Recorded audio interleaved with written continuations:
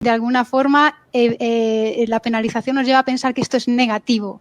Entonces, ¿algún consejo a la audiencia para que les ayude a poder percibir todo este tipo de emociones de una forma distinta? Yo, bueno, has hablado de varias cosas, ¿no? En cuanto a la tristeza, cada emoción tiene una función. Entonces, la tristeza nos lleva hacia adentro, nos hace conectar con nosotros, nos hace meternos hacia adentro, introspectar, y la función que nos cubre es la función de desarrollo, nos desarrolla. Por eso yo siempre digo, y hay una frase que siempre digo, que es en nuestras mayores crisis, es donde tenemos nuestros mayores despertares, nuestros mayores resurgires, ¿no? Porque conectamos con nosotros mismos y nos hace ir hacia lo que de verdad somos. Entonces, la tristeza es una emoción que bien gestionada nos aumenta la inteligencia, nos aumenta la conexión con nuestra esencia y nos aumenta la toma de soluciones, la toma de decisiones. ¿Qué ocurre? Que normalmente nos pasan dos cosas.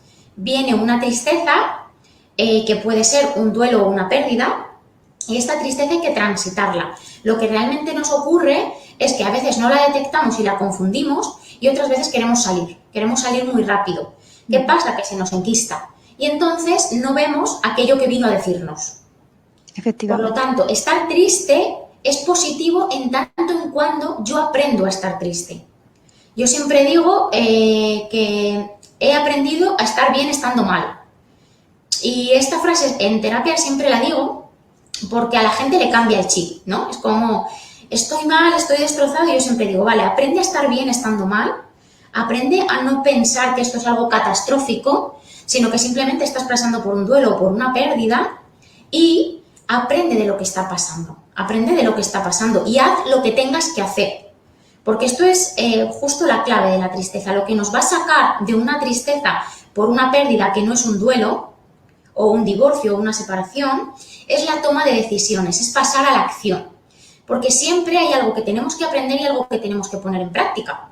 Algo que tenemos que hacer en nuestra vida.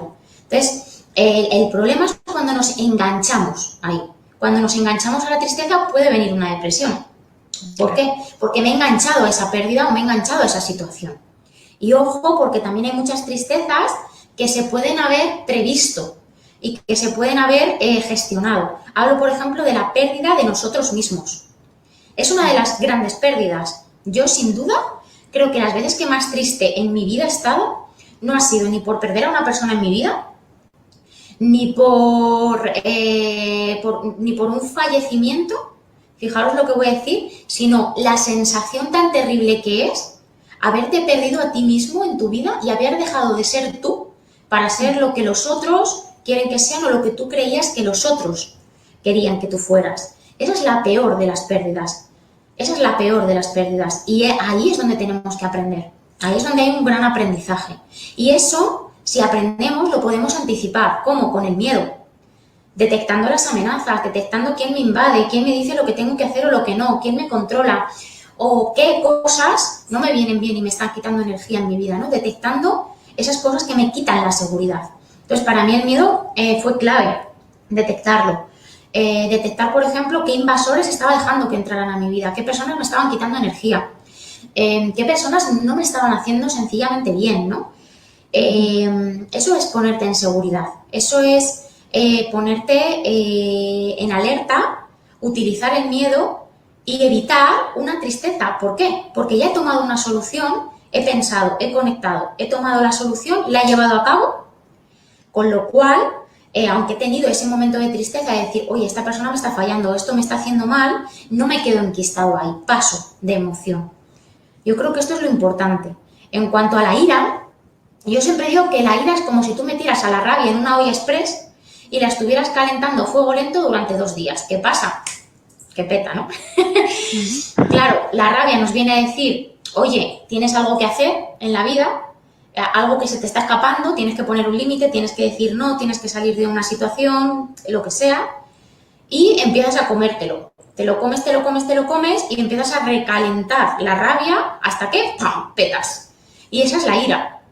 La ira es el petar, es el extremo de la rabia, por decirlo de alguna manera. Entonces, claro, cuando hablamos de las emociones son negativas, yo siempre digo, serán negativas si no las hemos gestionado. Si hemos aprendido a, oye, que me está viniendo una alerta, ¿por qué? Pues porque ahora mismo hay una pandemia. Por ejemplo, que es un caso clave que pasa ahora. ¿Hay que tener miedo? Hombre, hay que tener miedo en tanto y cuando yo detecto las amenazas y pongo precaución.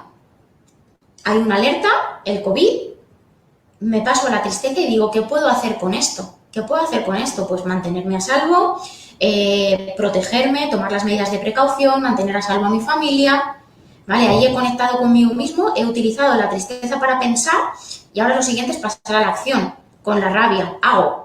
Y ya lo siguiente va a ser sentir admiración por mí y por los demás, porque estoy manteniéndome a salvo, estar en pertenencia y sentirme otra vez alegre. Es decir, ¿qué puede pasar? Que yo no detecte la amenaza, y esto está pasando, no detecte la amenaza o la engrandezca tanto que me bloquee mi vida. Miedo en exceso, miedo en defecto. ¿Qué pasa ahí? Si detecto que todo es una amenaza, no voy a salir de mi casa ni para comprar el pan. Un día vale, cuando llevemos 2 meses y medio, tendré una depresión, porque no he gestionado bien ese miedo, lo he engrandecido. Para mí ahora todo es una amenaza.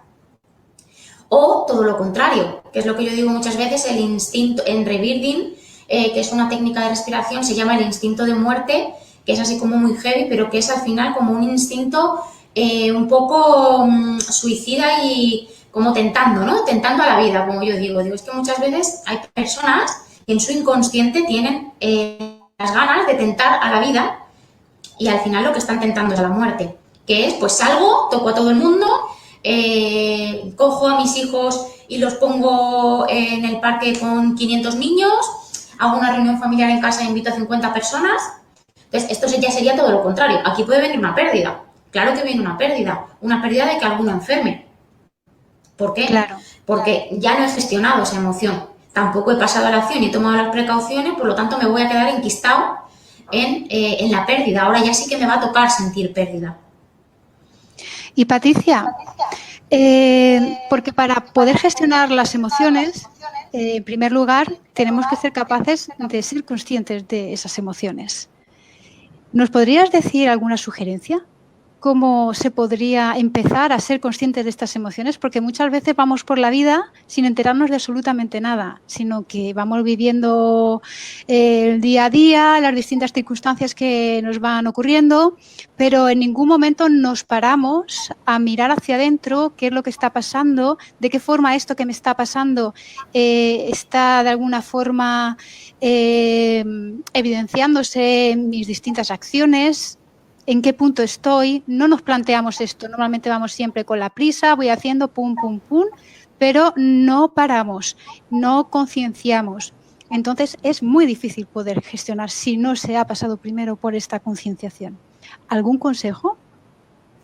Totalmente. Si no sabemos lo que nos pasa, yo siempre digo que vamos como pollos sin cabeza. Porque es como pum, pum, pum, pum, pum, pum, pum, pero no sabemos lo que nos está pasando, ¿no? Es como, y de hecho a mí me pasa muchas veces en terapia, en talleres o en la consulta, que la pongo a la persona a respirar y la digo, ¿qué emoción has sentido hoy? Me dice, no sé, ninguna. Yo digo, fíjate, ¿no? Que, o sea, es ninguna, es imposible. O sea, cualquier otra respuesta me podría valer, ¿no? Pero ninguna es imposible, o sea, no existe. A no ser que tenga una anestesia emocional alucinante, pero aún así las emociones están, lo que pasa es que yo las rechazo. Entonces, yo lo primero que hago siempre es dedicar 10 minutos al día a hacer un diario emocional, que es simplemente qué me ha pasado hoy y qué he sentido. Ni siquiera hay que ponerle palabras, pero primero tenemos que empezar a tomar conciencia. Luego tenemos que empezar a etiquetar las emociones, a ponerlas nombre. Entonces, dentro de estas emociones, miedo, tristeza, rabia, orgullo, amor y alegría, pues, ¿qué emoción estoy sintiendo en este momento? ¿Y dónde la siento? Y esto es muy importante, ¿dónde la siento? ¿Por qué? Porque normalmente casi todo el mundo tiene asociada la emoción a un lugar. Normalmente es de tu cuerpo. Entonces, yo siempre digo, cierra los ojos y piensa, ¿dónde sientes la rabia? Y mucha gente te dice que en las manos o en los pies, ¿no? Por las ganas de dar un puñetazo, por las ganas de dar una patada. Hay gente que se le